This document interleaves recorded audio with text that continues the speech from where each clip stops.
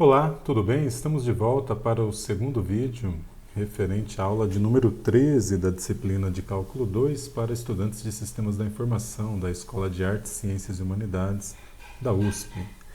E agora vamos falar sobre a definição de gráfico, como que a gente constrói um gráfico de uma função a duas variáveis. Como adiantado, nós vamos ter agora um conjunto de pontos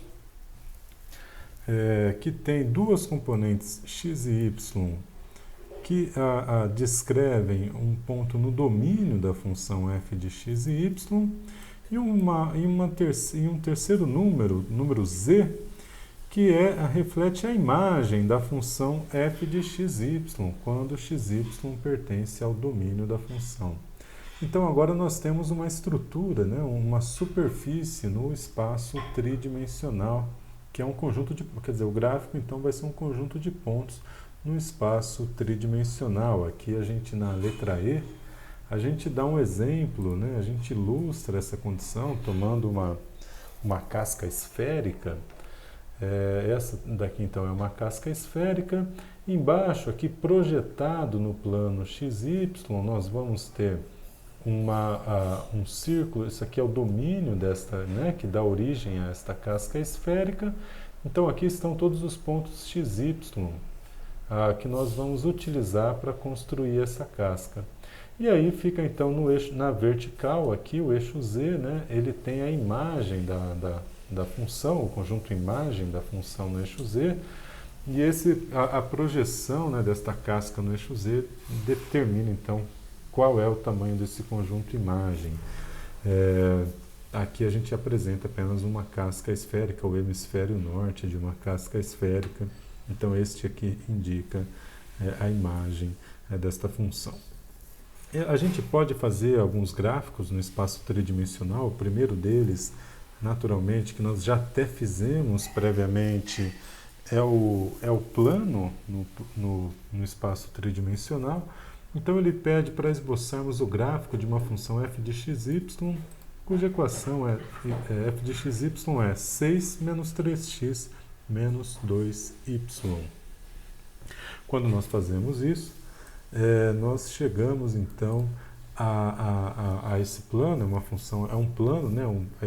Essa equação é oriunda da equação linear do plano. Se nós substituirmos f de xy por z, então o gráfico consiste essencialmente em apresentar um esboço do plano no espaço tridimensional. Essa forma linear do plano, da equação do plano, ela pode ser chamada também, né, no contexto de uma função a duas variáveis, de uma função linear. Ou seja, uma função que assume a forma f de xy é igual a ax mais by mais c. Linear, né, porque o expoente da variável x e o expoente da variável y é 1. Então é linear essa equação. Tá? E claro que ela recai num plano se nós substituirmos no lugar de f de xy a variável z. Aqui no exemplo de número 4, ele nos pede para esboçar o gráfico da função f de xy igual a raiz quadrada de 9 menos x ao quadrado menos y ao quadrado. Então é isso que nós vamos analisar agora. Qual é o f de x igual a como esboçar esse gráfico. Eu fiz um esboço do gráfico aqui na letra E, né? Essencialmente, o que acontece? Isso aqui é uma equação de uma esfera, né? Para a gente verificar isso, basta a gente chamar f de xy de z, e aí ficamos com z. Agora nós elevamos ao quadrado os dois lados da equação, ficaremos com z ao quadrado igual a 9 menos x ao quadrado menos y ao quadrado. Então, passando estes dois termos para o lado de lá, nós vamos ficar com a equação de uma esfera de raio 3, centrada na origem. Tá?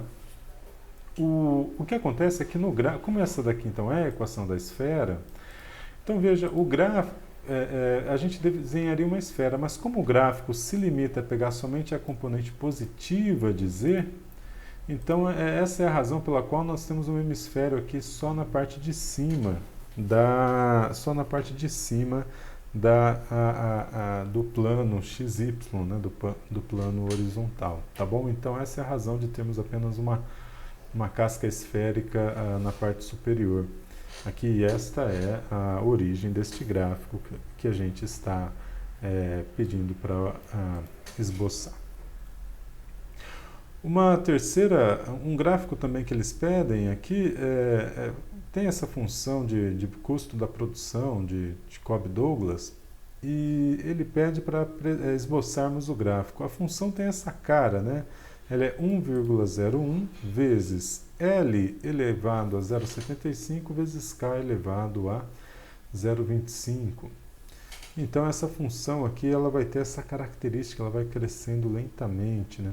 Note um detalhe interessante: quando L e K são iguais, você pode combinar, né, L e K no mesmo, e aí eles ficam elevados a 1. Então a função de PLL fica 1,001 vezes L. Então é um traço interessante aqui dessa definição.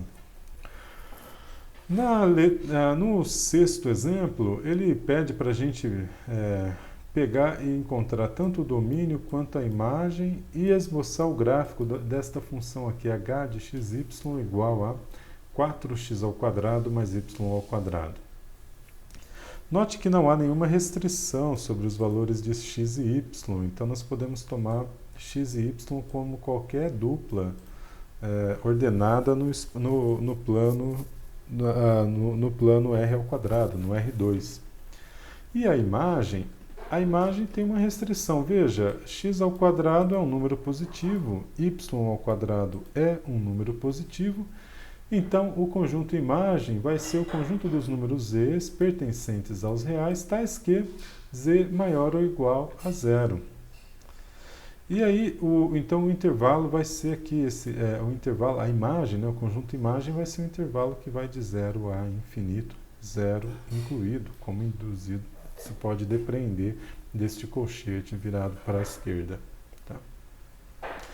Quanto ao gráfico, para a gente esboçar esse gráfico, a gente pode fazer alguns truques. O primeiro deles é fixar y igual a 0.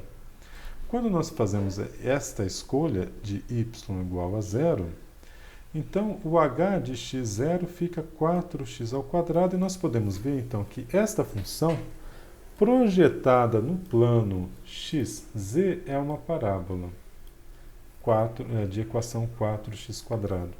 Seguindo o processo análogo, né, se fizermos h de 0y, então temos uma parábola no plano yz. E aí, é claro que agora para calcularmos, né, para esboçarmos o gráfico por completo, o que nós fazemos é rotacionar essa parábola, né, começando aqui no plano yz até chegar no plano xz, e aí, né, e assim sucessivamente até darmos a volta completa. E com isso nós vamos obter uma estrutura chamada paraboloide. Tá?